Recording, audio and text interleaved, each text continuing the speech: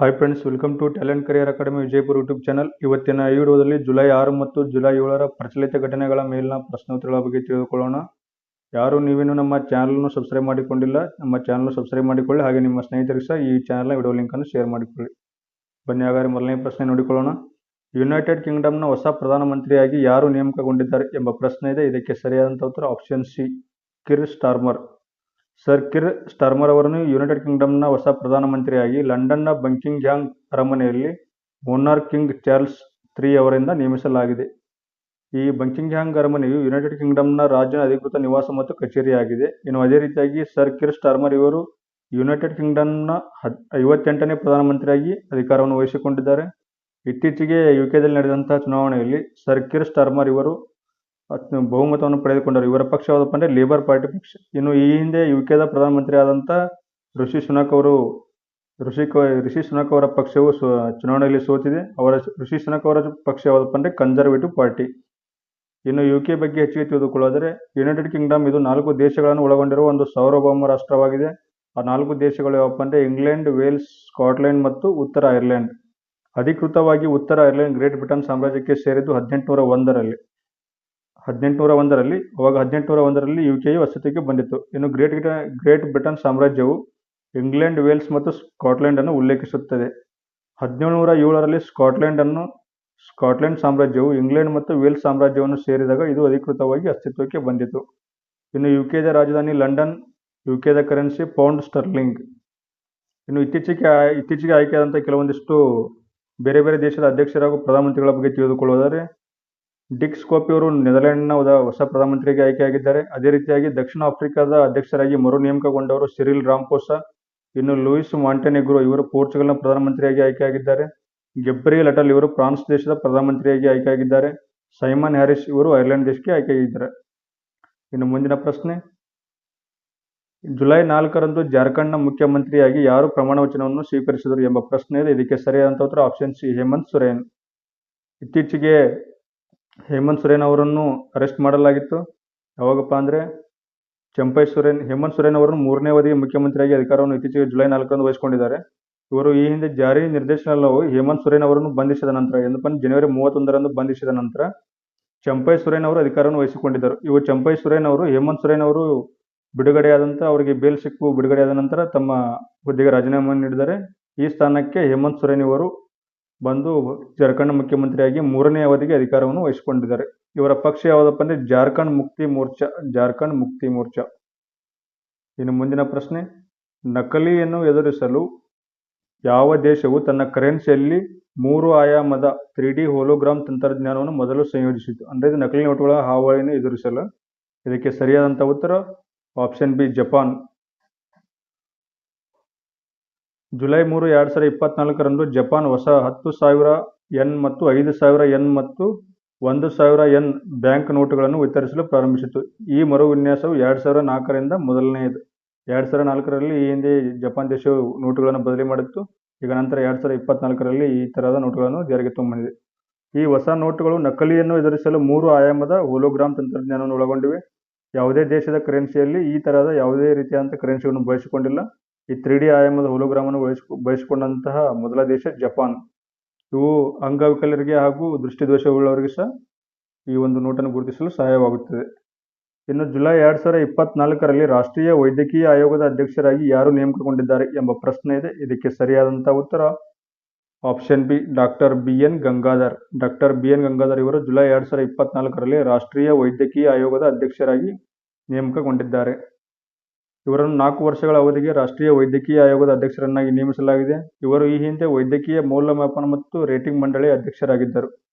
ತಿರುವನಂತಪುರಂನ Shri Chitra Thirunal institute for medical science and ಟೆಕ್ನಾಲಜಿಯ ನಿರ್ದೇಶಕ doctor Sanjay Bihari ಅವರನ್ನು ವೈದ್ಯಕೀಯ ಮೌಲ್ಯಮಾಪನ ಮತ್ತು ರೇಟಿಂಗ್ ಬೋರ್ಡ್ನ ಹೊಸ ಅಧ್ಯಕ್ಷರನ್ನಾಗಿ ನೇಮಿಸಲಾಗಿದೆ. ಇನ್ನು ಮುಂದಿನ ಪ್ರಶ್ನೆ, ಇತ್ತೀಚೆಗೆ ಯಾವ ಸರ್ಕಾರಿ ಸಂಸ್ಥೆ ಸಂಪೂರ್ಣತಾ ಅಭಿಯಾನವನ್ನು ಪ್ರಾರಂಭಿಸಿತು ಎಂಬ ಪ್ರಶ್ನೆ ಇದೆ. ಇದಕ್ಕೆ ಸರಿಯಾದಂಥ ಉತ್ತರ ಆಪ್ಷನ್ ಸಿ, ನೀತಿ ಆಯೋಗ. ನೀತಿ ಆಯೋಗವು ಜುಲೈ 4, 2024ರಂದು ಸಂಪೂರ್ಣತಾ ಅಭಿಯಾನವನ್ನು ಪ್ರಾರಂಭಿಸಿತು. ಈ ಅಭಿಯಾನದ ಉದ್ದೇಶ ಏನಪ್ಪ ಅಂದರೆ 112 ಮಹತ್ವಾಕಾಂಕ್ಷೆ ಜಿಲ್ಲೆಗಳು ಮತ್ತು 500 ಮಹತ್ವಾಕಾಂಕ್ಷೆ ಬ್ಲಾಕ್ಗಳಾದ್ಯಂತ 12 ಪ್ರಮುಖ ಸಾಮಾಜಿಕ ವಲಯದ ಸೂಚಕಗಳ 100% ಶುದ್ಧತ್ವವನ್ನು ಗುರಿಯಾಗಿಸಿಕೊಂಡು ಈ ಯೋಜನೆಯನ್ನು ಪ್ರಾರಂಭಿಸಲಾಗಿದೆ. ಇನ್ನು ನೀತಿ ಆಯೋಗ ಇದು ಜಾರಿಗೆ ಬಂದಿದ್ದು 2015 ಜನವರಿ 1ರಂದು. ಎಕ್ಸಾಮ್ ನಲ್ಲಿ ನೀತಿ ಆಯೋಗದ ಲಾಂಗ್ ಫಾರ್ಮ್ ಸಹ ಕೇಳಿದ್ದಾರೆ. ಇದರ long form national institution for transforming India. ಪ್ರಸ್ತುತ ನೀತಿ ಆಯೋಗದ ಸಿಇಒ ಆಗಿ BVR ಸುಬ್ರಹ್ಮಣ್ಯಂ ಇವರು ಕಾರ್ಯನಿರ್ವಹಿಸುತ್ತಿದ್ದಾರೆ. ಇನ್ನು ನೀತಿ ಆಯೋಗದ ಅಧ್ಯಕ್ಷರಾಗಿ ಯಾವಾಗಲೂ ಪದನಿಮಿತ್ತ ಅಧ್ಯಕ್ಷರಾಗಿ ಭಾರತ ಪ್ರಧಾನಮಂತ್ರಿಗಳು ಇರ್ತಾರೆ. ಪ್ರಸ್ತುತ ನೀತಿ ಆಯೋಗದ ಅಧ್ಯಕ್ಷರು ನರೇಂದ್ರ ಮೋದಿ ಅವರಿದ್ದಾರೆ. ಇನ್ನು ಮುಂದಿನ ಪ್ರಶ್ನೆ, ಇತ್ತೀಚೆಗೆ ಸುದ್ದಿಯಲ್ಲಿ ಕಂಡುಬರುವಂತಹ ಡ್ಯೂರಾಂಡೋ ಕಪ್ ಯಾವ ಕ್ರೀಡೆಗೆ ಸಂಬಂಧಿಸಿದೆ ಎಂಬ ಪ್ರಶ್ನೆ ಇದೆ. ಇದಕ್ಕೆ ಸರಿಯಾದಂತಹ ಉತ್ತರ ಆಪ್ಷನ್ ಡಿ, ಫುಟ್ಬಾಲ್. 133ನೇ ಡ್ಯೂರಾಂಡೋ ಕಪ್ ಏಷ್ಯಾದ ಅತ್ಯಂತ ಹಳೆಯ ಕ್ಲಬ್ ಆಧಾರಿತ ಫುಟ್ಬಾಲ್ ಪಂದ್ಯಾವಳಿಯಾಗಿದೆ. ಇದು 27 ಜುಲೈ 2024ರಂದು ಪ್ರಾರಂಭವಾಗುತ್ತದೆ ಮತ್ತು ಆಗಸ್ಟ್ 31, 2024ರಂದು ಕೊನೆಗೊಳ್ಳುತ್ತದೆ. ಈ ಒಂದು ಪಂದ್ಯವು ಕೋಲ್ಕತ್ತಾ, ಕೋಕ್ರಜಾರ್, ಜೆಮ್ಶೆಡ್ಪುರ್ ಹಾಗೂ ಶಿಲ್ಲಾಂಗ್ನಲ್ಲಿ ಪಂದ್ಯಗಳು ನಡೆಯಲಿದ್ದು, ಜೆಮ್ಶೆಡ್ಪುರ್ ಮೊದಲ ಬಾರಿಗೆ ಈ ಒಂದು ಫುಟ್ಬಾಲ್ ಪಂದ್ಯಕ್ಕೆ ಆತಿಥ್ಯವನ್ನು ವಹಿಸಲಿದೆ. ಈ ಪಂದ್ಯಾವಳಿಯು Indian super league, I league ಮತ್ತು ಸಶಸ್ತ್ರ ಪಡೆಗಳಿಂದ ಒಟ್ಟು 24 ತಂಡಗಳು ಭಾಗವಹಿಸುತ್ತವೆ. ಈ ಪಂದ್ಯದಲ್ಲಿ ಆರಂಭಿಕ ಪಂದ್ಯ ಮತ್ತು ಸೆಮಿಫೈನಲ್ ಹಾಗೂ ಫೈನಲ್ ಪಂದ್ಯಗಳು ಕೋಲ್ಕತ್ತಾದಲ್ಲಿ ನಡೆಯಲಿವೆ. ಇನ್ನು ಮೋಹನ್ ಬಗಾನ್ ಸೂಪರ್ ಜೈಂಟ್ ಹಾಲಿ ಡ್ಯೂರಾಂಡೋ ಕಪ್ ಚಾಂಪಿಯನ್ ತಂಡವಾಗಿದೆ. ಯಾವುದಪ್ಪ ಅಂದರೆ ಮೋಹನ್ ಬಗಾನ್ ಸೂಪರ್ ಜೈಂಟ್ ಹಾಲಿ ಚಾಂಪಿಯನ್ ಆಗಿದೆ. ಇನ್ನು ಮುಂದಿನ ಪ್ರಶ್ನೆ, ಯಾವ ರಾಜ್ಯ ಸರ್ಕಾರವು ಇತ್ತೀಚೆಗೆ ರಸ್ತೆ ಸಮಸ್ಯೆಗಳನ್ನು ಬಗೆಹರಿಸಲು ಲೋಕ್ಪಥ್ ಮೊಬೈಲ್ ಅಪ್ಲಿಕೇಶನ್ ಅನ್ನು ಪ್ರಾರಂಭಿಸಿದೆ ಎಂಬ ಪ್ರಶ್ನೆ ಇದೆ. ಲೋಕ್ಪಥ್, ಇದಕ್ಕೆ ಸರಿಯಾದಂಥ ಉತ್ತರ ಆಪ್ಷನ್ ಎ, ಮಧ್ಯಪ್ರದೇಶ್. ಮಧ್ಯಪ್ರದೇಶದ ಮುಖ್ಯಮಂತ್ರಿಯಾದಂಥ ಮೋಹನ್ ಯಾದವ್ ಇವರು ರಸ್ತೆ ಸಮಸ್ಯೆಗಳನ್ನು ಪರಿಹರಿಸಲು ಲೋಕ್ಪಥ್ ಮೊಬೈಲ್ ಅಪ್ಲಿಕೇಶನ್ ಅನ್ನು ಪ್ರಾರಂಭಿಸಿದರು. ಲೋಕೋಪಯೋಗಿ ಇಲಾಖೆಯು ಈ ಒಂದು ಆ್ಯಪ್ ಅನ್ನು ಅಭಿವೃದ್ಧಿಪಡಿಸಿದ್ದು, ಇದು 40,000 ಕಿಲೋಮೀಟರ್ ಹೆದ್ದಾರಿಗಳನ್ನು ಸುಧಾರಿಸುವ ಗುರಿಯನ್ನು ಹೊಂದಿದೆ. ಸಾರ್ವಜನಿಕರು ರಸ್ತೆ ಸಮಸ್ಯೆಗಳನ್ನು ವರದಿ ಮಾಡಲು ಈ ಆ್ಯಪ್ನಲ್ಲಿ ಅನುಕೂಲವನ್ನು ಮಾಡಿಕೊಡಲಾಗಿದೆ. ಇನ್ನು ಮುಂದಿನ ಪ್ರಶ್ನೆ, ಇತ್ತೀಚೆಗೆ ಪ್ಲಾಸ್ಟಿಕ್ ಮರುಬಳಕೆ ಮತ್ತು ಸುಸ್ಥಿರತೆ GCRPS ಕುರಿತು ಸಾಮಾಜಿಕ ಸಮಾವೇಶ ಎಲ್ಲಿ ಉದ್ಘಾಟಿಸಲಾಯಿತು? ಈ GCRPS ಅಂದರೆ global conclave on plastic recycling and sustainability. ಇದಕ್ಕೆ ಸರಿಯಾದಂಥ ಉತ್ತರ ಆಪ್ಷನ್ ಸಿ, ನವದೆಹಲಿ. ನವದೆಹಲಿಯಲ್ಲಿ ಇತ್ತೀಚೆಗೆ ಪ್ಲಾಸ್ಟಿಕ್ ಮರುಬಳಕೆ ಮತ್ತು ಸುಸ್ಥಿರತೆ ಕುರಿತು ಜಾಗತಿಕ ಸಮಾವೇಶವನ್ನು ನಡೆಸಲಾಯಿತು. ಈ ಸಮಾವೇಶವನ್ನು ಉದ್ಘಾಟಿಸಿದವರು ನಿವೇದಿತಾ ಶುಕ್ಲಾ ವರ್ಮಾ ಇವರು ಈ ಒಂದು ಸಮಾವೇಶವನ್ನು ಉದ್ಘಾಟಿಸಿದರು. ಇದು ನವದೆಹಲಿಯ ಭಾರತ್ ಮಂಟಪಂನ ಪ್ರಗತಿ ಮೈದಾನದಲ್ಲಿ ಪ್ರಾರಂಭವಾಗಿದೆ. ಇನ್ನು ಮುಂದಿನ ಪ್ರಶ್ನೆ, ಭಾರತ ಸರ್ಕಾರವು ಸ್ಮಾರ್ಟ್ ಸಿಟಿ ಮಿಷನ್ ಗಡುವನ್ನು ಯಾವ ತಿಂಗಳು ಮತ್ತು ಯಾವ ವರ್ಷಕ್ಕೆ ವಿಸ್ತರಿಸಿದೆ ಎಂಬ ಪ್ರಶ್ನೆ ಇದೆ. ಇದಕ್ಕೆ ಸರಿಯಾದಂಥ ಉತ್ತರ March 2025, option D is correct. ವಸತಿ ಮತ್ತು ನಗರ ವ್ಯವಹಾರಗಳ ಸಚಿವಾಲಯವು ಸ್ಮಾರ್ಟ್ ಸಿಟಿ ಗಡುವನ್ನು ಮಾರ್ಚ್ 2025ರವರೆಗೆ ವಿಸ್ತರಿಸಿದೆ. ಬಾಕಿ ಯೋಜನೆಗಳನ್ನು ಪೂರ್ಣಗೊಳಿಸಲು ಮತ್ತು ಹೆಚ್ಚಿನ ಸಮಯವನ್ನು ನೀಡಲು ಕೆಲವು ರಾಜ್ಯಗಳು ಮತ್ತು ನಗರಗಳಿಂದ ಮಿಷನ್ನ ಬಹು ವಿನಂತಿಗಳನ್ನು ಪಡೆಯುತ್ತಿದೆ. ಈ ವಿಸ್ತರಣೆಯು ಯಾವುದೇ ಹೆಚ್ಚುವರಿ ವೆಚ್ಚವನ್ನು ಸೇರಿಸುವುದಿಲ್ಲ. ಅಂದರೆ ಇದಕ್ಕೆ ಹೆಚ್ಚುವರಿ ವೆಚ್ಚವನ್ನು ಯಾವುದೂ ನೀಡದೆ ಈ ಹಿಂದಿನ ಯೋಜನೆಗಳನ್ನು ಪೂರ್ಣಗೊಳಿಸಲು ಮಾರ್ಚ್ 2025ರವರೆಗೆ ಒಂದು ಗಡುವನ್ನು ವಿಸ್ತರಿಸಿದೆ. ಈ ಸ್ಮಾರ್ಟ್ ಸಿಟಿ ಮಿಷನ್ ಬಗ್ಗೆ ತಿಳಿದುಕೊಳ್ಳುವುದಾದರೆ, ಇದನ್ನು ಕೇಂದ್ರ ಸರ್ಕಾರವು 2015ರಲ್ಲಿ 100 ಸ್ಮಾರ್ಟ್ ಸಿಟಿ ನಗರಗಳನ್ನು ಅಭಿವೃದ್ಧಿ ಮಾಡಲು ಇದನ್ನು ಪ್ರಾರಂಭಿಸಿದ್ದು, ಬಡತನ ನಿರ್ಮೂಲನೆ, ಉದ್ಯೋಗ ಮತ್ತು ಇತರ ಮೂಲಭೂತ ಸೇವೆಗಳಂತಹ ಸುಸ್ಥಿರ ಅಭಿವೃದ್ಧಿ ಗುರಿಗಳ ರಾಷ್ಟ್ರವ್ಯಾಪ್ತಿ ಅನುಷ್ಠಾನವನ್ನು ಕಾರ್ಯಗತಗೊಳಿಸಲು ಸಹಾಯ ಮಾಡುವ ಕಾರ್ಯವಿಧಾನಗಳಲ್ಲಿ ಸ್ಮಾರ್ಟ್ ಸಿಟೀಸ್ ಮಿಷನ್ ಒಂದಾಗಿದೆ. ಇದರ ಉದ್ದೇಶ ಏನಪ್ಪ, ನಗರದ ಕಾರ್ಯಗಳನ್ನು ಸಂಯೋಜಿಸುವುದು, ವಿರಳ ಸಂಪನ್ಮೂಲಗಳನ್ನು ಹೆಚ್ಚು ಪರಿಣಾಮಕಾರಿಯಾಗಿ ಬಳಸಿಕೊಳ್ಳುವುದು ಮತ್ತು ಜೀವನದ ಮಟ್ಟವನ್ನು ಸುಧಾರಿಸುವುದು ಇದರ ಉದ್ದೇಶವಾಗಿದೆ. ಪುರಸಭೆಯ ಸೇವೆಗಳ ದಕ್ಷತೆಯನ್ನು ಸಹ ಸುಧಾರಿಸಲು ಈ ಒಂದು ಕಾರ್ಯಕ್ರಮವು ಅನುಕೂಲಕರವಾಗಿದೆ. ಇನ್ನು ಮುಂದಿನ ಪ್ರಶ್ನೆ, ಭಾರತವು ಯಶಸ್ವಿಯಾಗಿ ಉಡಾಯಿಸಿದ ರುದ್ರಮ್-1 ಕ್ಷಿಪಣಿಯನ್ನು ಪರೀಕ್ಷಿಸಿದೆ. ಇದು ಯಾವ ರೀತಿಯ ಕ್ಷಿಪಣಿಯಾಗಿದೆ ಅಂತ ಕೇಳಿದರೆ, ಸ್ಟ್ರೈಕ್ ಕ್ಷಿಪಣಿ. ಇದಕ್ಕೆ ಸರಿಯಾದಂಥ ಉತ್ತರ ಇದು ಏರ್ ಟು ಸರ್ಫೇಸ್, ಮೇಲ್ಮೈಯಿಂದ ಏರ್ ಟು ಸರ್ಫೇಸ್. ರಕ್ಷಣಾ ಸಂಶೋಧನೆ ಮತ್ತು ಅಭಿವೃದ್ಧಿ ಸಂಸ್ಥೆ DRDO ಈ ಒಂದು ಕ್ಷಿಪಣಿಯನ್ನು ಅಭಿವೃದ್ಧಿಪಡಿಸಿದೆ. ಇತ್ತೀಚೆಗೆ ಮೊದಲ ಸ್ವದೇಶಿ ವಿಕಿರಣ ವಿರೋಧಿಯನ್ನು ಯಶಸ್ವಿಯಾಗಿ ಪರೀಕ್ಷಿಸಲಾಯಿತು. DRDO ರುದ್ರಮ್-1 ಇದು ವಾಯುದಿಂದ ಮೇಲ್ಮೈಗೆ, ಅಂದರೆ ಏರ್ ಟು ಸರ್ಫೇಸ್, ವಾಯುದಿಂದ ಮೇಲ್ಮೈಗೆ ಈ ಒಂದು ಕ್ಷಿಪಣಿ ದಾಳಿ ಮಾಡುತ್ತೆ. ಇದನ್ನು ಭಾರತೀಯ ವಾಯುಪಡೆಗಾಗಿ ವಿನ್ಯಾಸಗೊಳಿಸಲಾಗಿದೆ. ಇದು ಭಾರತೀಯ ವಾಯುಪಡೆಯ ಸುಖೋಯ್ 30 MKI ಫೈಟರ್ ಜೆಟ್ನೊಂದಿಗೆ ಸಂಯೋಜಿಸಲ್ಪಟ್ಟಿದೆ. ಇದು ಉಡಾವಣಾ ವೇದಿಕೆಯಾಗಿ ಕಾರ್ಯನಿರ್ವಹಿಸುತ್ತದೆ. ಇನ್ನು ಮುಂದಿನ ಪ್ರಶ್ನೆ, ಶೀಲ್ ನಾಗು ಅವರನ್ನು ಯಾವ ಹೈಕೋರ್ಟ್ನ ಮುಖ್ಯ ನ್ಯಾಯಮೂರ್ತಿಯಾಗಿ ಇತ್ತೀಚೆಗೆ ನೇಮಿಸಲಾಗಿದೆ ಎಂಬ ಪ್ರಶ್ನೆ ಇದೆ. ಇದಕ್ಕೆ ಸರಿಯಾದಂಥ ಉತ್ತರ ಆಪ್ಷನ್ ಸಿ, ಪಂಜಾಬ್ ಮತ್ತು ಹರಿಯಾಣ ಹೈಕೋರ್ಟ್. ಭಾರತದ ರಾಷ್ಟ್ರಪತಿಗಳು ಮಧ್ಯಪ್ರದೇಶದ ಹೈಕೋರ್ಟ್ನ ನ್ಯಾಯಾಧೀಶರಾದ ಶೀಲ್ ನಾಗು ಅವರನ್ನು ಪಂಜಾಬ್ ಮತ್ತು ಹರಿಯಾಣದ ಹೈಕೋರ್ಟ್ನ ಮುಖ್ಯ ನ್ಯಾಯಮೂರ್ತಿಯಾಗಿ ನೇಮಿಸಿದ್ದಾರೆ. ಇವರು ಈ ಹಿಂದೆ ಮಧ್ಯಪ್ರದೇಶದ ಹೈಕೋರ್ಟ್ನ ನ್ಯಾಯಾಧೀಶರಾಗಿದ್ದರು. ಪ್ರಸ್ತುತ ಪಂಜಾಬ್ ಮತ್ತು ಹರಿಯಾಣದ ಹೈಕೋರ್ಟ್ನ ಮುಖ್ಯ ನ್ಯಾಯಮೂರ್ತಿಯಾಗಿ ನೇಮಕವಾಗಿದ್ದಾರೆ. ಸಂವಿಧಾನದ 217ನೇ ವಿಧಿ ಅನ್ವಯ ಉಚ್ಚ ನ್ಯಾಯಾಲಯದ ನ್ಯಾಯಾಧೀಶರನ್ನು ರಾಷ್ಟ್ರಪತಿಗಳು ನೇಮಕ ಮಾಡುತ್ತಾರೆ. ಇವರು ಭಾರತದ ಮುಖ್ಯ ನ್ಯಾಯಮೂರ್ತಿ ಮತ್ತು ಆಯಾ ರಾಜ್ಯದ ರಾಜ್ಯಪಾಲರೊಂದಿಗೆ ಸಮಾಲೋಚಿಸಿ ಆಯಾ ರಾಜ್ಯದ ಹೈಕೋರ್ಟ್ನ ಮುಖ್ಯ ನೇಮಕ ಮಾಡುತ್ತಾರೆ. ಈ ಒಂದು ಹೈಕೋರ್ಟ್ನ ಮುಖ್ಯ ನ್ಯಾಯಾಧೀಶರ ನೇಮಕ ಮಾಡುವವರು ನ್ಯಾಯಾಧೀಶರು ನೇಮಕ ಮಾಡುವವರು ರಾಷ್ಟ್ರಪತಿಗಳು. ಅದೇ ರೀತಿಯಾಗಿ ಅವರಿಗೆ ಪ್ರಮಾಣವಚನವನ್ನು ಬೋಧಿಸುವವರು ಆಯಾ ರಾಜ್ಯದ ರಾಜ್ಯಪಾಲರು ಅವರಿಗೆ ಪ್ರಮಾಣವಚನ ಬೋಧಿಸುತ್ತಾರೆ. ಇನ್ನು ಇತ್ತೀಚೆಗೆ ಅಂತ ಕೆಲವೊಂದಿಷ್ಟು ನೇಮಕಾತಿಗಳ ಬಗ್ಗೆ ತಿಳಿದುಕೊಳ್ಳುವುದಾದರೆ, ರಾಷ್ಟ್ರೀಯ ವೈದ್ಯಕೀಯ ಆಯೋಗದ ಅಧ್ಯಕ್ಷರಾಗಿ ಡಾಕ್ಟರ್ BN ಗಂಗಾಧರ್ ಅವರನ್ನು ನೇಮಿಸಲಾಗಿದೆ. ಇನ್ನು ಉಪರಾಷ್ಟ್ರೀಯ ಭದ್ರತಾ ಸಲಹೆಗಾರರಾಗಿ TV ರವಿಚಂದ್ರನ್ ಅವರನ್ನು ನೇಮಿಸಲಾಗಿದೆ. ನೆದರ್ಲ್ಯಾಂಡ್ನ ಹೊಸ ಪ್ರಧಾನಮಂತ್ರಿಯಾಗಿ ಡಿಕ್ ಸ್ಕೋಪ್ ಅವರನ್ನು ನೇಮಿಸಲಾಗಿದೆ. ಮಹಾರಾಷ್ಟ್ರದ ಮೊದಲ ಮಹಿಳಾ ಮುಖ್ಯ ಕಾರ್ಯದರ್ಶಿಯಾಗಿ ಸುಜಾತಾ ಸೌನಿಕ್ ಅವರನ್ನು ನೇಮಿಸಲಾಗಿದೆ. ಇನ್ನು ನೇರ ತೆರಿಗೆ ಮಂಡಳಿ central board of direct taxes ಮಂಡಳಿಯ ಅಧ್ಯಕ್ಷರಾಗಿ ರವಿ ಅಗರ್ವಾಲ್ ಅವರನ್ನು ನೇಮಿಸಲಾಗಿದೆ. ಯುರೋಪಿಯನ್ ಒಕ್ಕೂಟದ ಯುರೋಪಿಯನ್ ಕೌನ್ಸಿಲ್ ಅಧ್ಯಕ್ಷರಾಗಿ ಆಂಟೋನಿಯೋ ಕೋಸ್ಟಾ ಅವರನ್ನು ನೇಮಿಸಲಾಗಿದೆ. ಅದೇ ರೀತಿಯಾಗಿ ಭಾರತದ 35ನೇ ವಿದೇಶಾಂಗ ಕಾರ್ಯದರ್ಶಿಯಾಗಿ ವಿಕ್ರಮ್ ಮಿಸ್ರಿ ಅವರನ್ನು ನೇಮಿಸಲಾಗಿದೆ.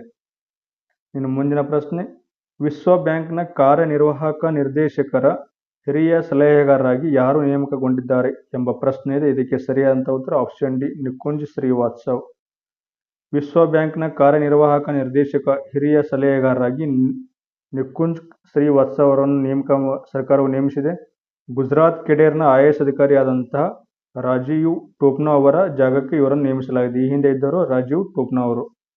ಇನ್ನು ಪರಮೇಶ್ವರನ್ ಅಯ್ಯರ್ ಅವರು ಬಾಂಗ್ಲಾದೇಶದ, ಭೂತಾನ್, ಭಾರತ ಮತ್ತು ಶ್ರೀಲಂಕಾವನ್ನು ಪ್ರತಿನಿಧಿಸುವ ವಿಶ್ವ ಬ್ಯಾಂಕ್ ಗುಂಪಿನಲ್ಲಿ ಕಾರ್ಯನಿರ್ವಾಹಕ ನಿರ್ದೇಶಕರಾಗಿ ಸೇವೆ ಸಲ್ಲಿಸುತ್ತಿದ್ದಾರೆ.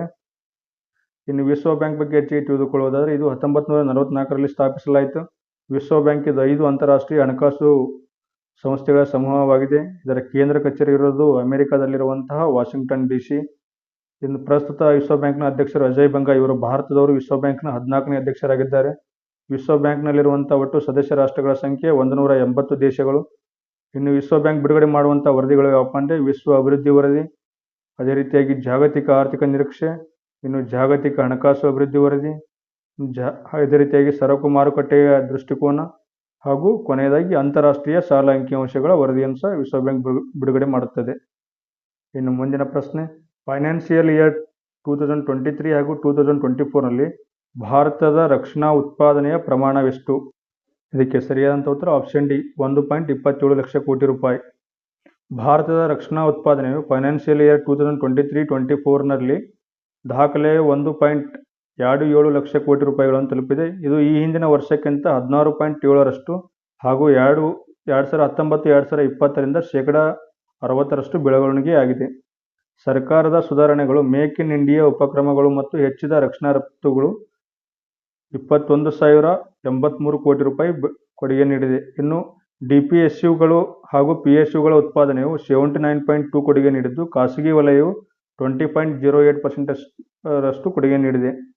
5 ಜುಲೈ 2024ರಂದು ರಕ್ಷಣಾ ಇಲಾಖೆಯು ಈ ಒಂದು ಡೇಟಾವನ್ನು ಬಿಡುಗಡೆ ಮಾಡಿದೆ. ಅದರ ಮಾಹಿತಿ ಪ್ರಕಾರ ಈ ಮೇಲಿನ ಉಲ್ಲೇಖವಿದೆ. ಇನ್ನು ಇತ್ತೀಚಿನ ಜುಲೈ ತಿಂಗಳ ಕೆಲವೊಂದಿಷ್ಟು ದಿನಗಳ ಬಗ್ಗೆ ತಿಳಿದುಕೊಳ್ಳುವುದಾದರೆ, ಪ್ರತಿ ವರ್ಷ ಜುಲೈ 1ರಂದು GST ದಿನವನ್ನಾಗಿ ಆಚರಣೆ ಮಾಡಲಾಗುತ್ತದೆ. ಅದೇ ರೀತಿಯಾಗಿ ಚಾರ್ಟರ್ಡ್ ಅಕೌಂಟೆಂಟ್ ದಿನವನ್ನಾಗಿ ಜುಲೈ 1ರಂದು ಆಚರಿಸಲಾಗುತ್ತದೆ. ಇನ್ನು ರಾಷ್ಟ್ರೀಯ ಅಂಚೆ ನೌಕರ ದಿನವನ್ನು ಸಹ ಜುಲೈ 1ರಂದು ಆಚರಣೆ ಮಾಡಲಾಗುತ್ತದೆ. ಅದೇ ರೀತಿಯಾಗಿ ರಾಷ್ಟ್ರೀಯ ವೈದ್ಯರ ದಿನವನ್ನು ಸಹ ಜುಲೈ 1ರಂದು ಆಚರಣೆ ಮಾಡಲಾಗುತ್ತದೆ. ಇನ್ನು ಜುಲೈ 2ರಂದು ವಿಶ್ವ ಕ್ರೀಡಾ ಪತ್ರಕರ್ತರ ದಿನವನ್ನಾಗಿ ಆಚರಿಸಲಾಗುತ್ತದೆ. ಅದೇ ರೀತಿಯಾಗಿ ವಿಶ್ವ UFO ದಿನವನ್ನು ಸಹ ಜುಲೈ 2ರಂದು ಆಚರಿಸಲಾಗುತ್ತದೆ. ಇನ್ನು ಜುಲೈ 3ರಂದು ಅಂತಾರಾಷ್ಟ್ರೀಯ ಪ್ಲಾಸ್ಟಿಕ್ ಚೀಲ ಮುಕ್ತ ದಿನವನ್ನಾಗಿ ಸಹ ಆಚರಿಸಲಾಗುತ್ತದೆ. ಇನ್ನು USA ಅಮೆರಿಕ ಸ್ವತಂತ್ರವಾಗಿದ್ದು ಜುಲೈ 4ರಂದು ಅಮೆರಿಕ ಸ್ವಾತಂತ್ರ್ಯ ದಿನವನ್ನು ಜುಲೈ 4ರಂದು ಆಚರಿಸಲಾಗುತ್ತದೆ. ಇದಿಷ್ಟು ವಿಡಿಯೋದಲ್ಲಿನ ಮಾಹಿತಿ. ಯಾರು ನೀವಿನ್ನೂ ನಮ್ಮ ಚಾನಲ್ನ ಸಬ್ಸ್ಕ್ರೈಬ್ ಮಾಡಿಕೊಂಡಿಲ್ಲ, ದಯವಿಟ್ಟು ನಮ್ಮ ಚಾನಲ್ ಸಬ್ಸ್ಕ್ರೈಬ್ ಮಾಡಿಕೊಳ್ಳಿ. ಹಾಗೆ ನಿಮ್ಮ ಸ್ನೇಹಿತರಿಗೆ ಸಹ ಈ ಚಾನಲ್ನ ವಿಡಿಯೋ ಲಿಂಕನ್ನು ಶೇರ್ ಮಾಡಿ. ಧನ್ಯವಾದಗಳು.